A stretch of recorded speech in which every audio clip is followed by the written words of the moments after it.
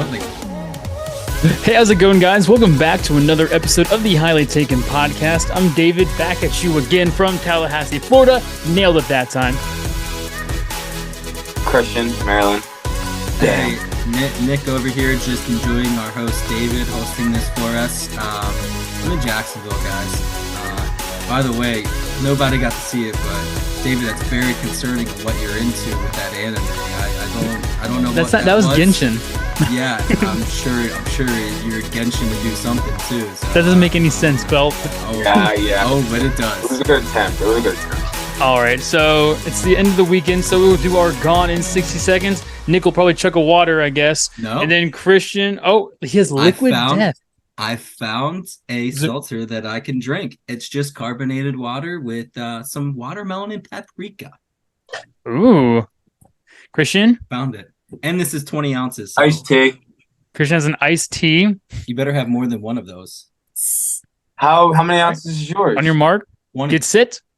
In today's episode, we bring you the beautiful, bouncy game of Bossa Ball. Bossa Ball is a team sport that originated in Brazil and was conceptualized by Belgian Philip Eijkmans in 2004. Bossa Ball is a ball game between two teams combining elements of volleyball, football, and gymnastics with music into a sport. It is played on an inflatable court featuring a trampoline on each side of the net. The trampoline is on the players to bounce high enough to spike the ball over the net. You crush that. One player is positioned on the trampoline. The others are around him or her on the inflatables. A player from the serving team throws or kicks the ball into the air and attempts to hit the ball so it passes over the net on the course, such that it lands in the opposing team's court. The opposing team must make a combination of no more than 5 contacts with the ball to return it to the other side. And these contacts can be exercised using any body part. So what sport is this? So basically, it's called Bossa Ball.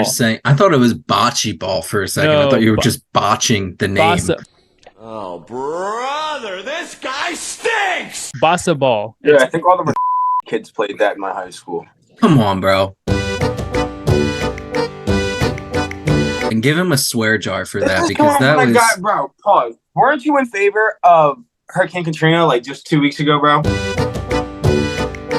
I was thanking it for getting a question right. Here, thank you, Hurricane Katrina.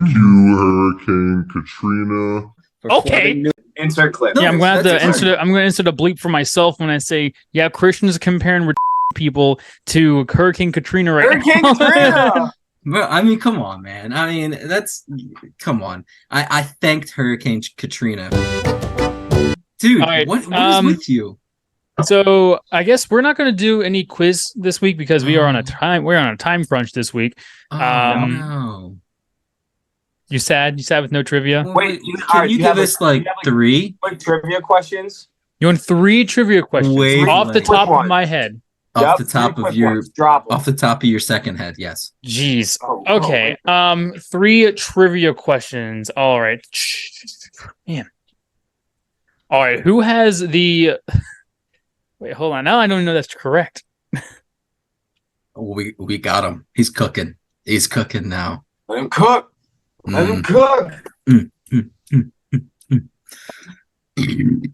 Yeah. That was a struggle, guys. I'm not gonna lie. But it was really good. All right. I have more of these too. You have to tell me who has the 3rd most rushing yards in NFL history. Third most? Oh, that is... Yikes. 3rd most. Locked in. Are you... How confident are you, Christian? Like 58%. I mean, we all know who number 1 is, right? Mm-hmm. So that one's knocked out. But did he play enough years to get number 3? Emmett was 1, Barry's 2. Yeah, I know. I'm trying to think of who's number 3. You know what? I'm going to go for it. I'm locked in. Okay, Christian, you locked in first. Who do you got? I'm going to go with Adrian Peterson. Nick? Oh, you son of a... Oh, no. I wasn't even thinking of that. My answer's so wrong. What's your answer, Nick? I don't want to say it. Well, say it. You have it for breakfast. You have it as a drink for breakfast. It can't be right. O.J. Simpson. Yeah. Both of you are wrong. It's actually Browns. Eagles legend Frank Gore. Yeah, I was gonna say Frank. I was Oh, thinking Frank Gore because he Gore. played for like 20 Or years. yeah, I didn't even think about it, man. He only I averaged admire like it. 400 yards a year, but he literally played for 20 years. So Well, I mean, when he was with the Niners, dude, he was Legend. beast. he was good. He was good. I'm thinking he played for so many years. I after I locked in, I had a feeling it was All like right, that, but it is what what's it the is. next one? Question number 2. This is I hate this. I hate being on the spot here. How do you think we feel? I like the category though. What's Yeah, the should I category? keep it in football? Yeah, Mm. All right. all-time stats. I like that. We're gonna keep it in Oh, all-time stats. All right. This is not this is he's doing this on purpose, David, because he's literally studied David threw stats. out the first question. I didn't say anything I know, about but it. you're like, let's keep it on all-time stats because when I was 10 years old, I looked up all stats. My All right. name's Christian. I'm They're gonna also in the list back of you. all the Madden cards. I'm gonna list you 10. Sorry, I'm gonna list you three. Sorry, I'm gonna list you 3 quarterbacks, and you have to tell me whether or not, or sorry, you have to tell me which one of them is not in the top 10 of most passing yards in NFL history. Interesting. Interesting. Okay, so we have Warren Moon, we have Matt Ryan, and we have Eli Manning. Oh, Locked ooh, in. that's ooh. Well, I have a 33.3333333% chance of getting this right. Well, I have one I already know is 100% eliminated. You said, wait, In they're not NFL in the history. top 10? They're not in the top 10, right? Yeah, Yes. one of the three is not in the top 10. All right. I'm gonna throw shade at this one. I'm gonna lock in. All right, Christian, who you got? As shit as he is, I believe Eli Manning is a top 10 in passing. So I'm going to go Eli Manning. What? Oh, I'm going Eli Manning too because I think Matt Ryan he threw a lot of yards and Warren Moon Matt Ryan's for a 100% while. top 10. Yeah. So number 1's Tom Brady, 2 is Drew Brees, 3 is Peyton Manning, 4 is Favre, 5 is Roethlisberger, 6 is Rivers, 7 is Matt Ryan, 8 is Dan Marino, 9 is Aaron Rodgers, and 10 is Eli Manning. No, it was Warren Moon. Warren Moon, he has like the second most like. Knew I was right. I mean, he played a lot of years in Canadian football. If he didn't play all those years in Canadian football, who knows how many passing yards he would have had in his career. Man, come on, Dude, that's Eli just like Manning. saying Reggie White would have been the all-time sack leader by a mile if he didn't play 2 years in USFL. To be honest, Eli Manning will not be on that list in the next 6 years. No, well, you'll see. Like, it's crazy. Drew Bledsoe is in the top 20. That's crazy to me. Wow. Well, that's when they kind of started throwing the ball. If you think about it, that's when Drew Bledsoe's era was. They were kind of starting to air it out. What do I do if you guys get none of these right? Do I win? Bonus question. Bruh. Yeah. All right, let's go. All right. Processing.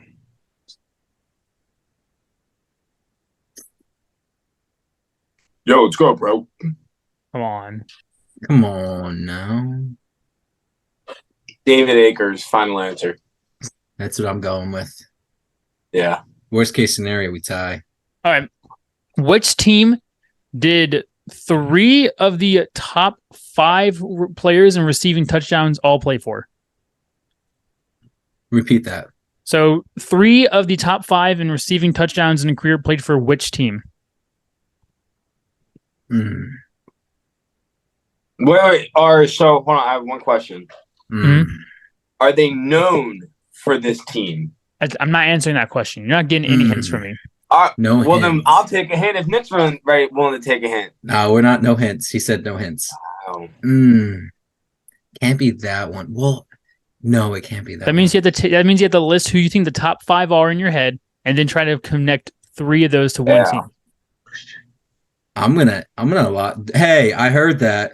Yeah, really? Like, that's cheap. That's cheap. I wouldn't tell him. Wow. Wow. All right, I'll just lock in.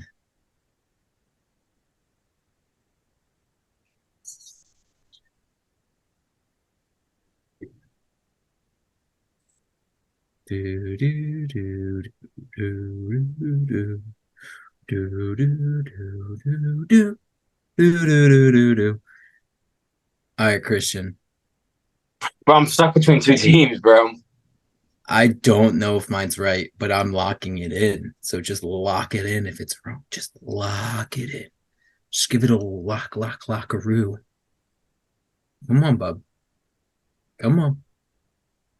I Just lock say it. it. There he is. All right. Nick, who'd you lock in with? I'm going with the Minnesota Vikings. I think that's wrong, but I'm going Minnesota Christian? Vikings. I went with the 49ers. That's a good one. Number 1, Jerry Rice with 197. Number 3, Terrell Owens with 153. You were Number right. 2 is Randy Moss, and we all know he went to the Super Bowl with the 49ers. You were right. You were right. So Good one. it's actually the top 3 all played for the Niners at one point. Isn't that crazy to think about? And man? I will tell you, my buddy in the background, he said the Steelers because he's a Steelers fan. That was a bullshit he tried. The Eagles have 2 of those top 5 players. D.O. and who? Chris Hank Carter Baskett. at number 4. Oh, Chris Carter, yeah. That's why I was trying to go with Minnesota. Yeah, because I was Yeah. thinking kind of Minnesota at first too. We have Randy Moss and Chris Carter. Those are 2 big ones. Yeah, that's why but why didn't I think of the Niners? I mean, that was such a dynasty back then. I mean, it was crazy. That was my thought too. You figure you gotta look at who's the quote unquote GOAT receiver, and you start there. Jerry Rice, put the pieces together. You know what I mean? Well, I'm just saying for me. Yeah. Yeah, that should have been the easy one to be like, 49ers, Raiders, and Seahawks, and be like, okay, what play came from the Raiders or Seahawks? Interesting. Right, so I guess that was a little premature quiz in your face, not really a full, quiz in your face. It's a little. Yeah. So it was the pre-quiz. Yeah, pre-quiz. All right, so we'll just go into my gamble of the weekend. It is my turn, and you know what? I am gonna put my own gamble into my own hands this weekend because tomorrow I run a beer mile, and I am going to run that thing in under 10 minutes without throwing up. That is my gamble. Under 10 minutes without throwing up. How many beers? How many beers? Without throwing up, it's 4 beers. Every quarter loop, I have to chug a beer. So I'm gonna be 10 minutes seems a little too without easy. throwing up. I had to chug it. I had to chug it Yeah, without throwing up. In order to start your next. Every one lap around is a chug. I have to chug a 12-ounce beer every single time when I start. So do you chug and then go? Yeah, you have to finish the beer before you start the lap. Before you can start the lap, yeah. David, I don't know, man. 10. Look, I'm thinking.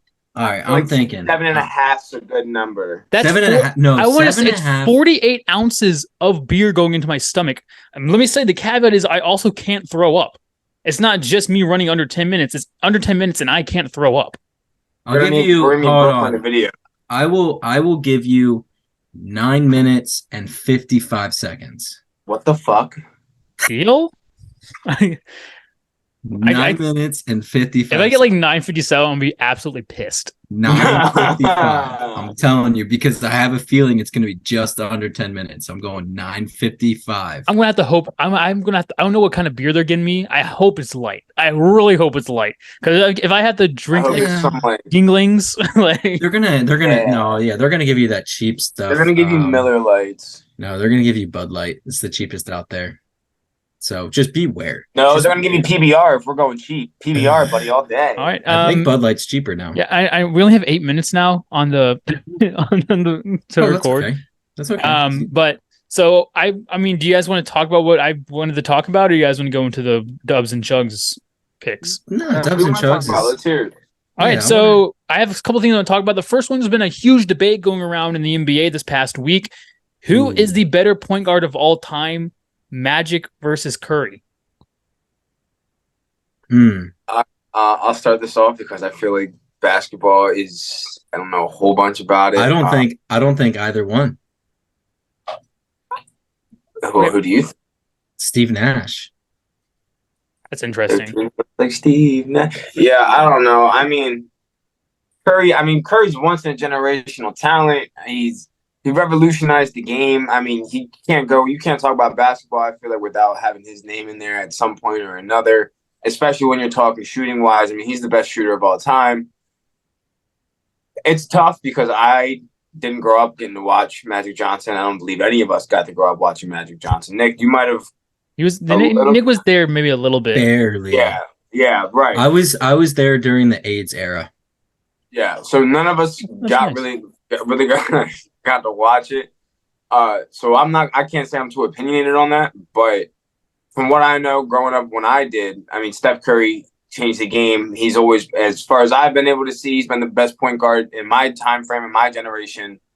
So I feel like, that's all I can really say about it. I don't want to sit here and be like, oh, Curry over Magic Johnson 100%. I didn't get to see Magic, right? So I can't sit here and be like, oh, he's way better than him. I never saw the guy play. Here's what I have. Here's where I'm kind of sitting. It's kind of hard to, that blue pill really sits in fast. Sponsored by. But I will say it's kind of hard to debate this and compare them. They're two different style point guards, and I think, yes, different eras. And I just think Magic Johnson was good at what he did. He knew how to drive the lane. He wasn't much. I mean, he could shoot, but he wasn't a shooter. He was a different style player. He was more of your normal style point guard back then, but he was also a big man. So like he could do a lot. Steph Curry, he's dangerous. He behind the arc, he revolutionized point guards. It's hard for me to really sit here and say one's better than the other because you're looking at two different style point guards. Now I will say, in my opinion, I think that Steph Curry had a tougher time as far as talent is considered in the league. Don't get me wrong, there was a lot of talent back then when Magic Johnson played. Meaning what? You think he's playing against harder competition than he was back then? Yeah, I think the talent is completely different. Now, I will say they were bruisers back then. It was a different style of game, defense, but I think offensively the talent is way, way better now than it was back then. I feel like it's softer. But again, in my opinion, and you guys probably don't understand it, but Steve Nash was an absolute stud, man. He was averaging 10 assists a game. He's white. No. Are you serious? He averaged 10 assists a game. He has a couple MVPs to go along with it. He could shoot. I mean, I'm telling you, Steve Nash was good at what he did. He was a true point guard. Talking Magic Johnson wasn't a true point guard. And believe it or not, Steph Curry's listed as a point guard, but he's a shooting guard. He's a shooting guard. So a true point guard, Steve Nash has to be on that list. I think if I'm going off of what you're saying, I'm picking John Stockton as the best true point guard. That's a good one. So, like, if you look at John Stockton, he has 15,806 career assists, which is most all time. Closest is Jason Kidd with 12,091. He almost has 4,000 more assists than the guy in second place. That's a good one. If we're going true point guard, then I'm going Steve Kerr. All right, if we're going true, going with the Sun. I'm going Pistol Pete. You guys don't even understand. Most points per game all time in college. If we're going true point guard, I'm going Kareem Abdul-Jabbar. Thank you. Yeah, true point guards. So I'm going Mario Chalmers, 2012 Miami Heat. I'm going Lonzo Ball, first overall. I'm going rookie year Michael Carter-Williams. Easy, guys. I'm going Ben Simmons. Oh, that's the best true point guard, Ben Simmons. True point guard. No, I mean, you're right. I mean, the point of being a point guard is dishing it. Did Nick just say somebody else is right? And I think Stockton's a great one. I didn't even think of that. He was good at what he did. He also has the most steals in NBA history by 600 more than the second place person, which is also Jason Kidd. So maybe Jason Kidd is underrated. Jason Kidd definitely was underrated. I don't think he's as good as a coach, but he was definitely a ball player, I will say. He definitely was. I would play ball. He definitely played ball. He played ball. He played ball. I like Stockton. Yeah, I think it's really hard when you're comparing eras like that. Like you said, Steph changed the game the way it is today, but Magic was also an amazing talent. It'd be hard to just be like, oh, who would I want to choose as point guard if I had to choose my team? Because it really would just depend on what kind of team you want to run. And that's what makes it so hard. They're only comparable because they unfortunately have only 5 positions on the court at one time, and they're both labeled as a point guard. Like you guys said, they are not the same point guard at all. And like they both have played with amazing talent. I mean, throughout his almost entire career, Magic Johnson was playing with Kareem Abdul-Jabbar, who had the most points of all time until last year. So, I mean, also Kareem Abdul-Jabbar, you want to put that into perspective, Kareem Abdul-Jabbar, his 2 point guards were Oscar Robinson and Magic Johnson in his career. So, like, that's absolutely insane, too. It's really hard to compare those two when, like you guys said, there's totally different styles. That's why I hate comparing NBA players, too. People want to compare LeBron and Jordan all the time. Not going to name names, but if I was making a rule, you want to compare them, you shouldn't. You should compare Kobe and MJ. Like those are more comparable people to compare than LeBron and MJ. So because LeBron's not even top 2, but Kobe and MJ are 1 and 2, so it's better to compare that. Listen, I don't even have Kobe in my top 5, but I'm just kidding. I'm not saying Kobe that's top 2, but I think we all forget about what Wilt Chamberlain could do to a game. I forget what we all think that Brian Scalabrine, aka the White Mamba, can do to a game. I don't know why we're all sitting here acting like this guy Bill Russell didn't exist. Okay, let's really get the facts straight here. Listen, he was playing plumbers. He was playing deli butchers. Okay, so then Babe Ruth is also canceled. No, we already talked about that, dude. Yeah. He probably was racist. No, I shouldn't say that.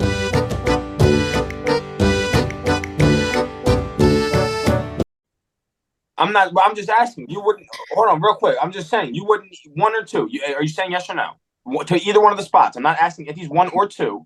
I'm just saying, would you put him within one of those spots? If I'm building my top 5 team that I want on the floor, no, I don't want LeBron on my team. That's great. That's not what I'm asking you though. I'm talking all time.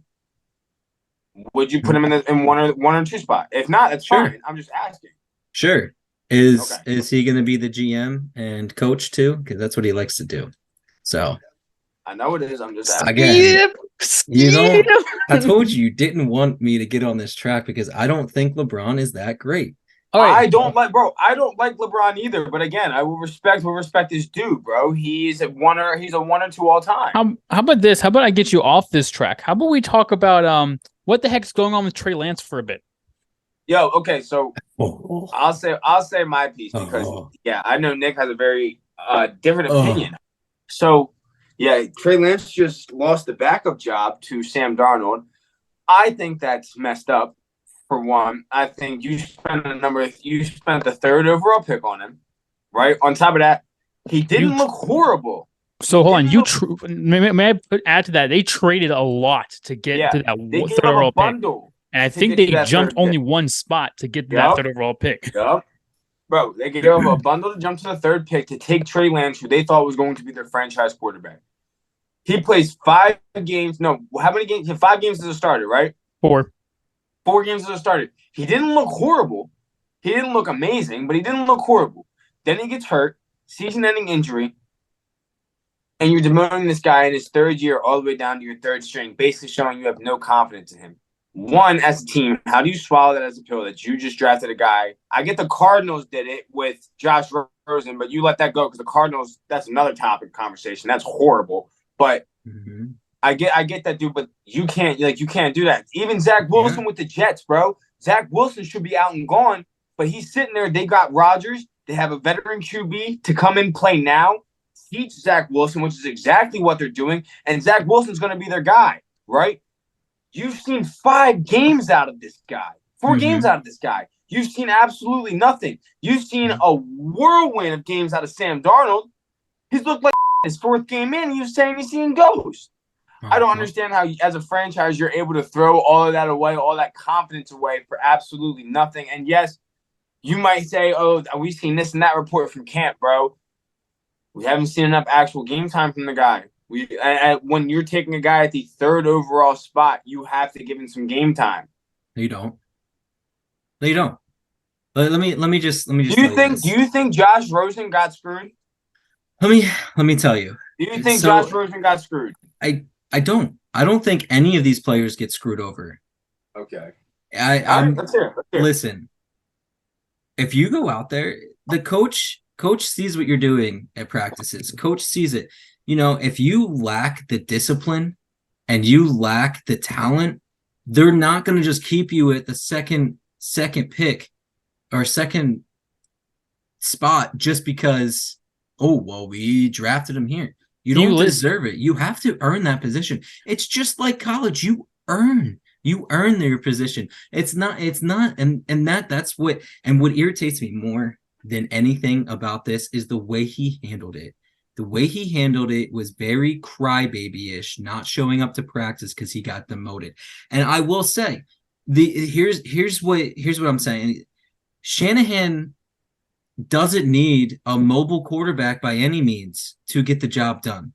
And to be honest, any quarterback can go out there. We've talked about it. Any quarterback can go out there and play a decent game. Now, in the first 2 games that he played last year, yes, he got hurt, but he didn't look the greatest by any means. Brock Purdy came in. There's a guy right there. He got lucky, got a start, went out there and proved that he could do it, proved in practice that he could do it. And I don't like when people sit there and say, well, he deserves a shot if he doesn't see, if the coaches see something in practices. You don't, I mean, I just don't know what else to tell you. I mean, there's a reason why Darnold's getting that second string spot. There's a reason. How many quarterbacks has Mike Shanahan had to try to develop? That's my big thing. He's never had to try to develop. I think it's on Shanahan. I don't think he knows how to develop quarterbacks. Bro, not only that, dude, but at least look at it from this perspective, dog. If you know Sam Darnold's going to be your QB2, right, and your plan is to trade Trey Lance, why would you come out and announce it? Now you're coming out saying the guy that you took 3rd overall that you've barely seen play is worse than Sam Darnold, but you're willing to trade him. You're going to get nothing in return. You're not going to send him to a team that wants to go or that wants to play with him, let alone play him or give him an arguing spot for the starting job. Everybody's already done that so far this season. Like, you screwed him over. If he was your backup quarterback, then you send him off. He's got a chance to fight for his career somewhere. You list him as your 3rd string quarterback behind Sam Darnold and then announce, well, yeah, we're looking into trading him. The biggest thing for me, what team is trading for your 3rd string quarterback? The biggest thing for me is Shanahan came out and said when they said, quote, we let him fight for the second position behind Purdy, but we believe Sam is better. So they didn't even give him a chance at starter. They didn't give him a chance at making the starter. So my thing is, I honestly think that, let's look at the stats real quick. You know, Darnold and Lance's preseason, Lance has a 66.7 completion percentage, 2 touchdowns, 1 pick, 285 yards, a 101.2 rating. Darnold is 193 yards, 1 touchdown, a 1 pick, and a 95.5. So numbers-wise, Darnold has not played as good as him. But also, I just think they're doing it to try to avoid any kind of QB controversy to Purdy. I think they don't want to risk Lance starting the season. Because is Purdy not starting the season? Has that been announced? Like, they're starting Darnold to begin the season? I don't think he's ready just yet. So I think they don't want to put Lance out there, and he may play well, and then you have a quarterback controversy. So, because if Darnold plays well, they don't care because Darnold's had 5 seasons under his belt and proven that he's not that good of a quarterback. They're going to do the same thing the Jets did to Tim Tebow. When Tim Tebow was supposed to be the 2nd string in New York, and then they jumped from Mark Sanchez to McElroy right after that instead of keeping Tim Tebow at the 2nd string quarterback. Here's the thing, man. I get your stats based off preseason. 1, it's preseason stats. 2, Trey Lance is playing 3rd string players. But he wasn't playing 3rd string reps during the preseason games. He's playing 2nd string reps. He started the games in preseason. All right. But yes, so you're saying, it's preseason stats, but those are stats where him and Darnold both played snaps, and he outperformed Darnold during actual games as opposed to just practice. And you got to look at it too. But if Darnold came in as the backup, then there's a better chance that Lance was playing the better guys, the 2s, and Darnold was playing the 3s, and still comes out with a lesser rating. I don't know. If Sirianni were to say today, that Jalen Hurts doesn't look that great in practice and he needs to sit him. Would you be mad about it? No. Or, I mean, yes. I'd be pissed. Like, yeah, who, like, if he doesn't look the way I'm just saying, no, dude, and listen, it's not a fair. That's not a fair assessment because he had a great season last year. But I'm just saying, you go in there and you see someone that can't get the players motivated. We saw it with Wentz. He couldn't get players motivated. Why would you want someone that is not going to have that? Again, Purdy elevated that team. And yes, I get what you're saying. He doesn't want to have controversy there. And to be honest, with Darnold being there, he's not going to lose you games, I don't think, especially the way Shanahan runs an offense. I don't think he's going to lose you games. You can be a great coach, like you're saying, but you can suck at developing your quarterbacks. The biggest one I'll look at is Jeff Fisher was a great coach, but he was never good at developing a quarterback. Mike Shanahan has never had to develop a quarterback at all. I'm telling you right now, San Francisco is going to fall flat on their face this year when it comes to bro. Brock Purdy was picked Mr. Irrelevant for a reason, and I'm telling you that's going to come out in the show this year, dog. Bro, watch. No. I'm not disagreeing. Brock Purdy's not the reason that team goes round. David came around.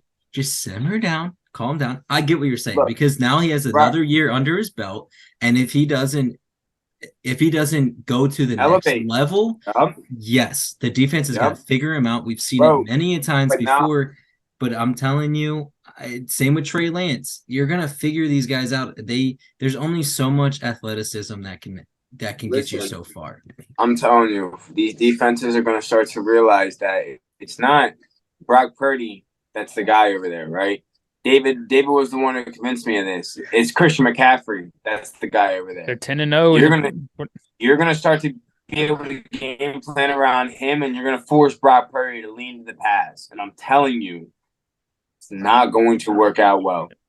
And they're going to be sad when they decide they're going to throw in Sam Darnold because they're too worried about some quarterback controversy. And then McCaffrey's like, not this guy again. The Niners are going to finish with a record of only 9 wins. When's the last time the Niners have had a really good quarterback? Alex Smith. Joe Montana. Would you say that? I know. I would say Alex Smith. I mean, dude, if you Steve Young. I know. I know. I mean, again, Jeff Garcia. Alex Smith was good. I mean, I will say that. And unfortunately, the Niners did away with him and it was dirty what they did to him. Dude, then he went to Kansas City and balled out. Yeah, I know. But I'm just saying, I think you're probably right. Shanahan, his offense is great. He has a great scheme for an offense. But there's a reason why you don't need a quarterback in that system. Hold on a second. And I think you're right, David. I think he doesn't know how to develop those. Didn't Kyle Shanahan develop Matt Ryan or no? No, I don't think he developed Matt Ryan. I don't think he did. No. I'm pretty sure Matt Ryan was there before Kyle Shanahan got there. You're sure? Okay. I'm not sure. I'm not sure. Yeah, but Matt Ryan's been in the league since like 2008. So yeah, he's been in the league a while. Yeah.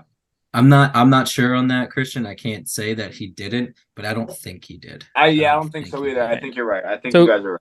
The last NFL topic I want to talk about is going to be Anthony Richardson, and this is just because I'm going insane right now.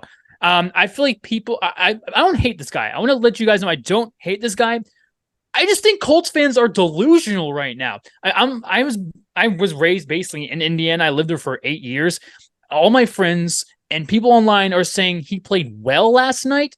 And I was Please like, tell he me played this well last night. Because I looked it up and it is not. He good. was 6 for 17. That's a 35% completion percentage, just 78 yards, and he averaged 4.6 yards per attempt. And how many rushes? How many yards? He rushed for 38 yards. The fact that he had like 6. Yeah, they're going on the fact that he had like 5 carries for 36 yards. If I could put a deflated baller out in this episode, it's going to be Anthony Richardson. You don't go out there in a preseason game and taunt a team that just went to the Super Bowl. He's playing against third stringers who can only complete 6 of 17 passes. They're playing for a we didn't play any starters. No, they were playing for a spot on the roster. He went out there, and I'm with you. When I saw that he did that, and I was wondering, I was like, okay, well, he must have scored a touchdown or anything like that. And I looked at the stats. It was a handoff. And it was garbage. It was garbage. Yeah. You guys are Minshew played significantly better. 9 for 11 for over 100 yards and a touchdown. And Even Ellinger played better than him. As seeing Gators games with Anthony Richardson as the starter, you're gonna find out he's the most inconsistent quarterback in the game. Yes, you'll see some dimes out there every few games, but you're gonna see a lot of mishaps and interceptions and, dare I say, fumbles too, because he's going to be trying to escape from a pocket that he doesn't have a pocket presence, guys. He doesn't have a great line. Colts fans, he doesn't have a pocket presence. He's played 2 preseason games this year. He's 13 for 29 with 145 passing yards, no touchdowns. He has a pick. He has a total 45.9 QBR. 45.9 through 2 starts. As the preseason I don't know how you bring yourself to come out and say, yeah, that's our guy week 1. Like, you have to look at it. Gardner Minshew is obviously the quarterback, the best on that roster right now. Gardner Minshew is the best quarterback on that roster, and there's truly no debate about that. And as the Colts, you should be looking at that. Like, go and look at it. Every QB or a lot of the QBs that have sat their first year come out and play well their continuing years. A lot of the guys that are pushed out there from year 1, they don't play that well. They don't get to learn. They have to experience it on the go. And it's a confidence thing.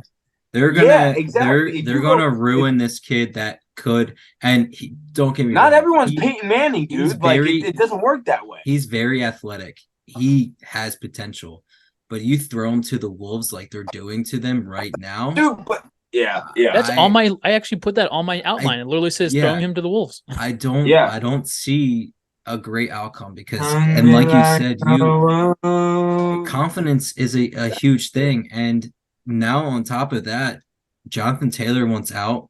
I mean, Jonathan Taylor would have really helped AR-15 over there. I'm sorry, Anthony Richardson, because he doesn't like that. But I mean, now he wants out. You're not going to get the same. Gone by Tuesday, or he's not getting traded. If he's not going by Tuesday, he's not getting traded. I just don't. Anthony Richardson. I think ends up in Minnesota. Colts fans, watch out. Let me hear something real quick. Between y'all, so we can get on camera. I hear a lot of things that Philly's one of the teams linked to him. What do you guys think? No. As much as I would love to see Taylor Swift in the backfield, I don't.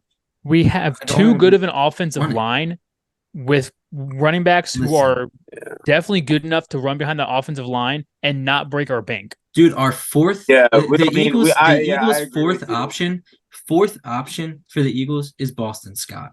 Right. Baller. Let me tell you, you have Swift and Penny. They're going to take the bulk of the carries. And Trey Sermon.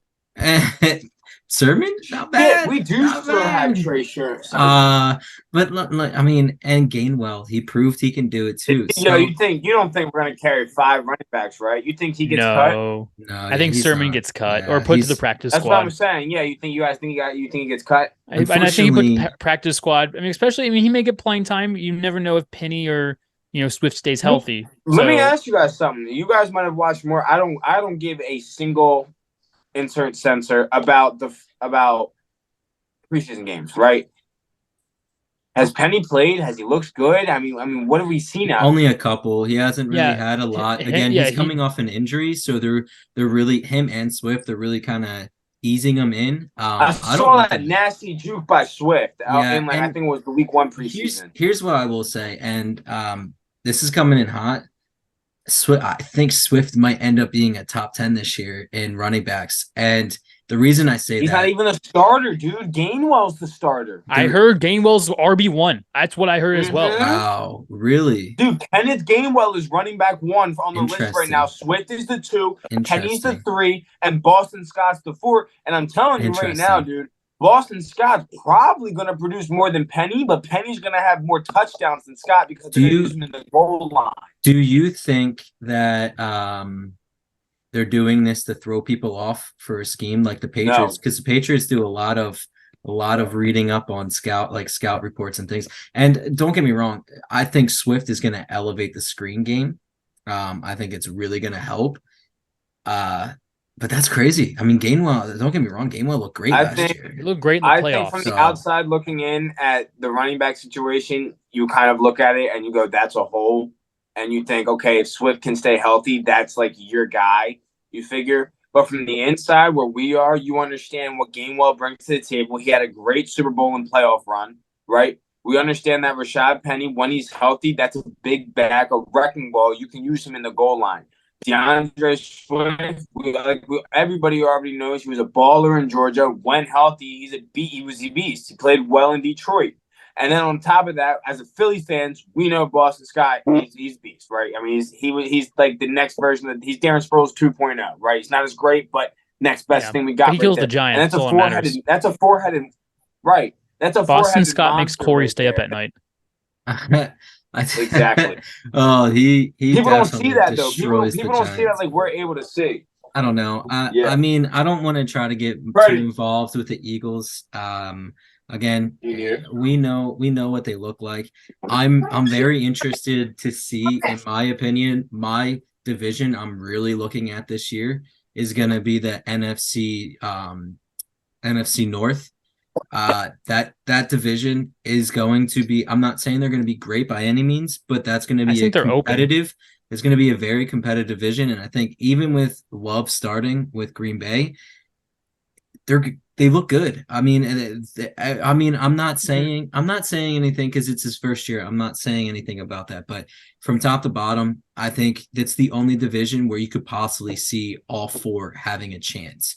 I agree. The only other one that possibly could be like that this year would be the AFC North. So Cleveland looks like they have a really good team. Deshaun Watson's getting a first full year under his belt.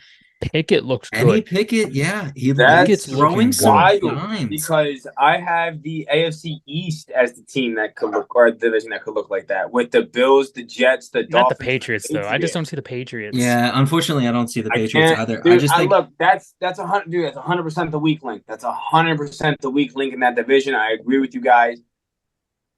But I'm not ready. I'm not ready to count them out just yet. The defense is good.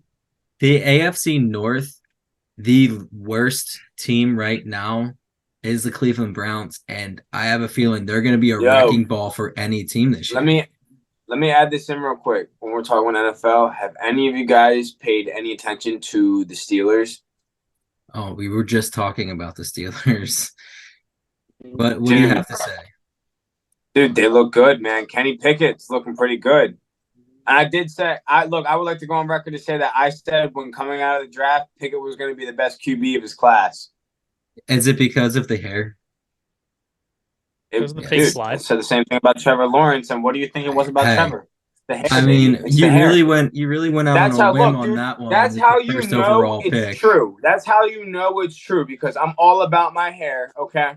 And I said it when Pickett was coming out. Said it when Trevor Lawrence was coming out, bro. It's that hair right there, baby. It's how you know it's true. All right. Listen, Kenny Pickett looks good, and that's going to be a dangerous team. I mean, unfortunately, I think the Steelers might be the weakest link there. Might. I think the Browns, dude. The Browns are. You know what? Maybe the Ravens. I think there's too much hype around the Ravens. That's where I'm at, dude. Look, I think the Ravens might be the team that falls in that division. I think Cleveland right now is the clear-cut last place team. Pen and paper, in my opinion, because Deshaun Watson in his 6 games last year looked like garbage, bro. Yeah, we got to think he didn't play for like a whole he didn't have any practice, didn't practice, all this, that. I get that. I know. But either way, I have the division looking like Cincy as the clear number 1. You have Pittsburgh as a 2. And then it's going to be a fight for third between Baltimore and Cleveland. I think Baltimore could fall. I think Jackson's going to really get exposed to the passer this year. Interesting. So I don't know. I think we should just go into our dubs and chugs. Ooh, are you guys ready for this? I've been waiting for this all week. I want some redemption. This is our baseball segment, right? Yeah. We're gonna leave it for now, but when NFL starts, Yes, it might yes. change. We I might think we throw should. we I might think we throw should. some NFL in there. We might throw some We can do baseball in both. there. Yeah. Just to have some fun with it. We need to. Yeah, Football is back, baby. Football is football back, is baby. back. Fantasy So drafts this weekend. fantasy draft for that. Yeah, absolutely. So Did you play we'll get fantasy right into football? it. We'll get right I into it. bet. Friday, we got the Astros versus the Tigers. Yo, you guys seen the division standings in here, bro? Dude, Seattle is on the rise. It's both of them are It's one game tough. back. Rangers tough. at the one spot, Astros a half game back, Seattle 1 game back. This is crazy. Where's the game at?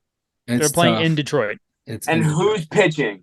Yeah, you got. This is a good matchup. It is a good matchup. Yeah, you have Valdez. Wait, they're playing in Detroit? I thought it was the Rangers and Astros. No, the Tigers. Astros and Tigers. Tigers. Okay. Give me. Okay. So you got Valdez on the mound for the Astros with a 9-9 record and a 3.55 ERA, and you got Manning on the mound for Detroit with a 5-4 record and a 4.31 ERA. It's do or die for Houston.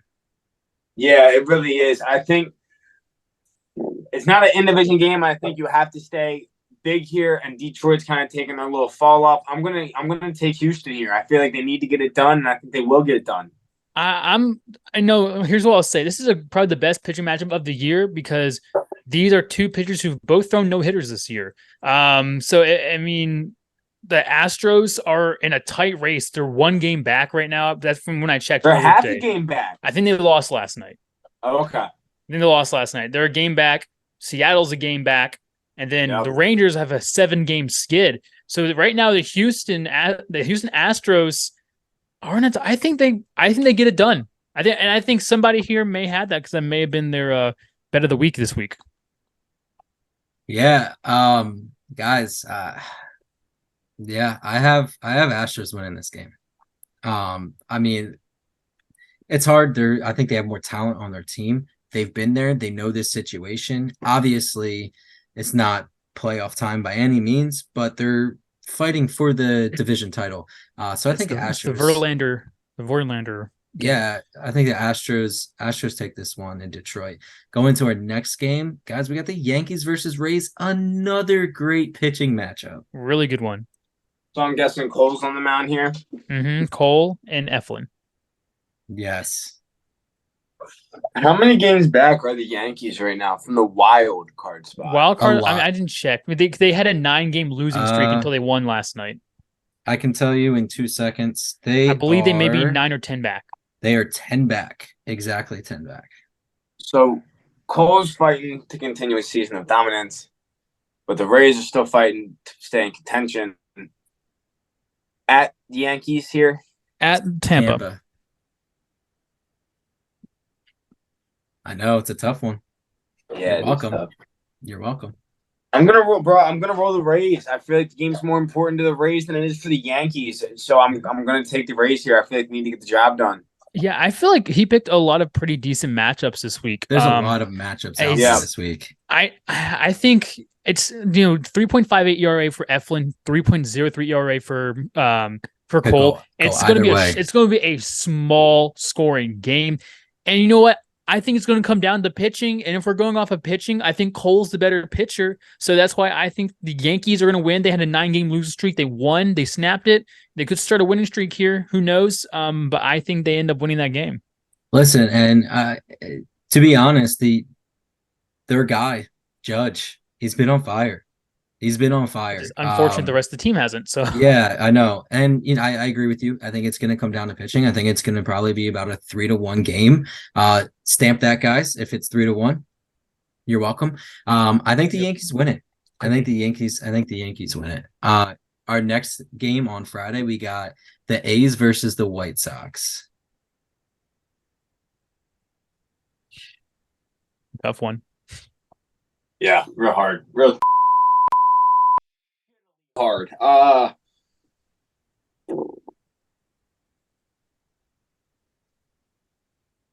All right, come on, buddy. A's, buddy, A's. There you go. Yeah, I mean, Neil for the A's has only pitched 12 innings, but he has an 8.25 ERA. Cease for the Sox is 5-6 record, but respectable 4.5. So I think the White Sox win. Yeah, and that's why I put this on there. I was hoping Christian wouldn't ask for the pitchers because when I saw 8.25, I'm like, oof. Through 12 innings too. Yeah, I'm gonna go with Chicago winning this one at home. Going into Saturday, guys, we got the Royals versus the Mariners. Oh, I'll take the Mariners all day, baby. Mariners at home. If you look, the pitching matchup's not even close. Gilbert's 11-5 at 3.77. Lyles for the Royals is 3-14 at 6.2. They're in Seattle, so give me the Mariners. No way you're debating on this, bro. I am. 3-14 with a 6.20 ERA. Rough. That's rough. Everybody in Seattle. Hey, Seattle's hot right now. Bro, everybody can find one. Pick the Royals right now. I'll chug 3 drinks back to back. I will say 3-14 record with a 6.2 ERA. I can't take it, guys. I thought about it because I wanted to be different, but Mariners, you should win this. You should win this. Going into our next game, we got again one of my favorites. We got the Padres versus the Brewers. Yeah, so I know I'm going first in this one. This is an interesting matchup. Avila hasn't pitched that much this year, but through 23 innings pitched, he has a 1.17 ERA, so that's pretty good. You have Peralta for the Brewers. He's 10-8 and a good 3.97. I pick against them a lot. They're on a 5-game win streak right now, so I'm going to try and get on their good side, and I'm going to choose the Brewers to win. You didn't have to, honestly, guys. I don't think we really needed to go over this. I think he should have just picked whatever team because I'm going with the Padres. Okay. I'm going with the Padres. I'm going with the Padres, bro. That's fair. Yeah. That's fair. Yeah. We were proven wrong last week. We can't do it. We can't. We should have stuck to the script. I wanted to take the Brewers, dude, but I just can't. It haunted me last week. So our next game, we got the Cubs versus the Pirates. Give me the Cubbies. Yeah, I agree. The Cubs right now need the wins to stay in the wild card, but they're also only 3 games back of first place in the NL Central. So I think the Cubs are going to win this one. Yeah, unless I see otherwise. Chicago's hot. They're pretty good. They've been pretty good lately. So give me the Cubs winning that one. So going into Sunday, guys, David, I know you're gonna love this. Christian, I know you're going to love this. We got the Reds versus the Diamondbacks. I already just gave you my answer before you threw it out. I just told you. The D-backs. I mean, so the pitching matchup, when you look at it, you really can't look at Ashcroft versus Sacconi, whatever his name is, because he's only pitched 15.1 innings. The Diamondbacks have slipped hard in the second half of the season. The Reds are looking to keep their wild card playoffs hopes alive. And this is going to be a good deal because right now the Reds are 0.5 games back of the Diamondbacks, but I think the Reds will win this one. Yeah, I mean, it's going to be that division now. Which one? The NL Central? Yeah. The Brewers.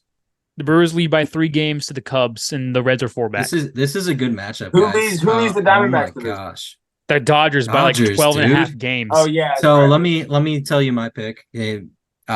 Guys, I mean, this is going to be a good matchup this weekend. Honestly, it's one I'm looking at this week. It's a wild card matchup. But I think the Reds get it done. I don't think the Diamondbacks pitcher has seen enough to really. This may decide the NL Rookie of the Year. You have Corbin Carroll versus Ellie De La Cruz. And then speaking but De La Cruz is only batting like 250, bro. Yeah, but did you not see the made-up stat they have? He's the fastest to have 10 home runs and 20 steals. You got to always throw up some made-up stats in there. All right, so going into our next game, we got the Dodgers versus the rematch Red of the 2018 World Series. Yeah, the Red Sox are still fighting for contention. Or, well, barely fighting for contention, but they're fighting for contention. Dodgers are hot, right? I feel like right now they're on a huge streak. They're heating up at the right time, and I mean it's LA. You look at all the names they got out there. It's I don't know what the pitching matchup is. I'm sure somebody will inform me after I get my pick out here, but I'm gonna go with the Dodgers. Yeah, from right now the Dodgers haven't decided, but the Red Sox have Hook, whatever his name is. He's 3-7, the 5.0 ERA. Like you said, Dodgers are the hottest team in baseball. Freddie Freeman's hitting 336. Mookie's 34 home runs, 310 batting average. I think the Dodgers stay hot and win this one in Fenway. Yeah, I mean, guys, I think this is another one it's a decent matchup. Red Sox are pushing for a wild card spot right now. They want that wild card spot. So, and Dodgers have been hot. It's really kind of a toss-up for me, but guys, I'm going to take the home team. I think Red Sox get it done here. Going into our last game on Sunday, we got the Twins versus the Rangers. This is a very interesting matchup. Important for both of them. Who's pitching? Do you want me to tell you, or do you want David to tell you? I don't know. Montgomery's pitching, and I don't think his team likes him because even though he's a 3.12 ERA, he's 8-10. And then Ober's pitching for the Twins. He's 6-6 with a 3.41 ERA, so it's a pretty good pitching matchup. Just for some reason, their team doesn't like to hit for them. This is the toss-up. It is an absolute toss-up. I'll take the Rangers. I think the bats will stay hot. Interesting. Yeah, that's an interest to me because right now the Rangers are on the hot seat. They were a top 3 team coming into like the month, and they've just absolutely fallen apart within the last week. So it's really hard because they're cold right now, and I think they stay cold. I know I have on here Rangers win this one, but I'm changing my mind. I'm saying the Twins win this one. Twins have been hot. Twins have been hot lately. And I really don't think the Rangers are going to be in first place in that division at the end of this weekend. Give me the Twins taking this one. Guys, our last one, tiebreaker game. We got the Braves versus the Giants. Easy as hell right here. Give me the Braves. I'm going to take the Braves. I'm going to take them.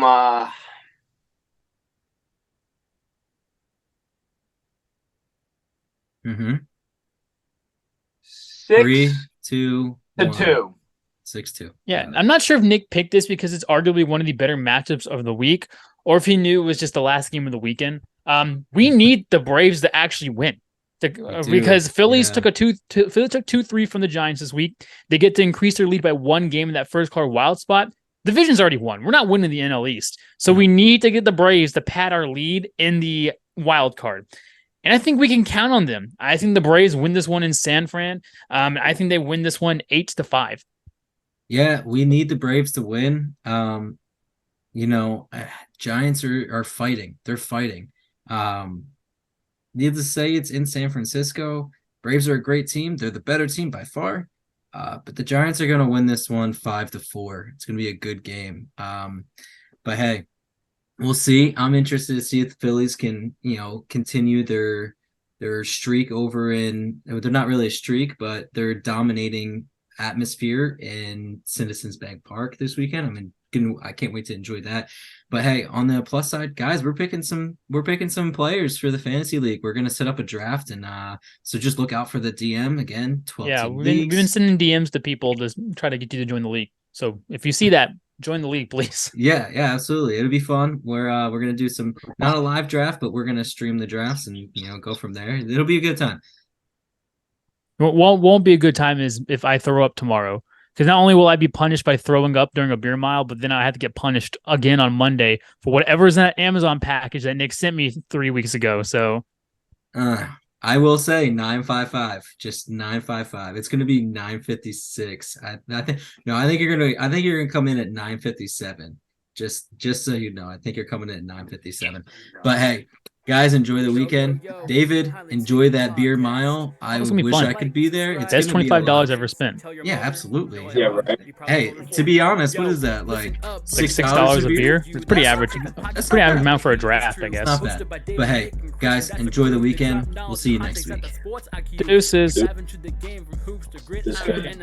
Replay like we was the champion. With witty banter and humor, we keep it fun. HTV fam, we always bring the number one. Highlight taking pockets, we taking over the scene. We drop dubs and chugs, live in the sports dream. From hot takes to deep dive, it's a winning regime. Come join the hype, we not just blowing steam.